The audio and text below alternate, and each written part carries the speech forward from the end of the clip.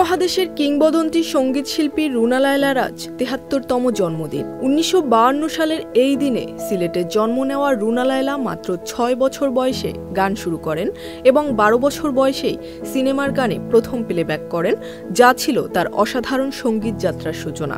বাংলা চলচ্চিত্রে তার পথ চলা শুরু ১৯৭৪ সালে সত্য সাহার সুরে জীবনসাথী ছবিতে প্লেব্যাকের মাধ্যমে। এরপর একে একে উপহার দিয়েছেন অসংখ্য কালোজয়ী গান, যা এখনো শ্রোতাদের হৃদয়ে সমানভাবে দোলা দেয়।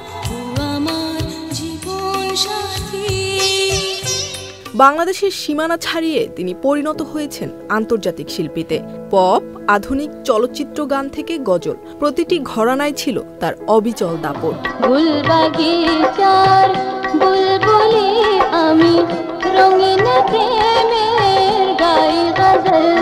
১৯৭৪ সালে ICCR এর আমন্ত্রণে ভারত সফর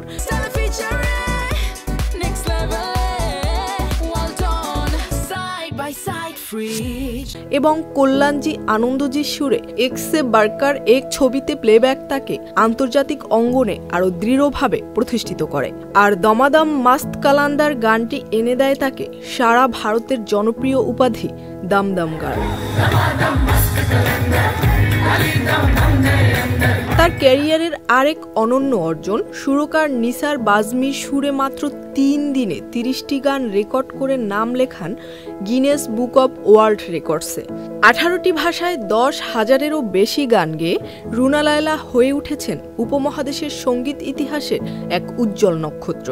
সঙ্গীতে অসামান্য অবদানের স্বীকৃতিস্বরূপ পেয়েছেন বহু দেশি বিদেশি পুরস্কার ও সম্মাননা। বাংলাদেশের সর্বোচ্চ রাষ্ট্রীয় সম্মান জাতীয় চলচ্চিত্র পুরস্কার পেয়েছেন স্বাধীনতা পদক এবং মেরিল প্রথম আলো আজীবন সম্মাননা ২০২২। এছাড়াও পেয়েছেন ভারতের সাইগল পুরস্কার, পাকিস্তানের নিগার ও গ্রাজুয়েট পুরস্কার এবং সঙ্গীত মহাসম্মাননা পুরস্কার সহ অসংখ্য আন্তর্জাতিক সম্মাননা।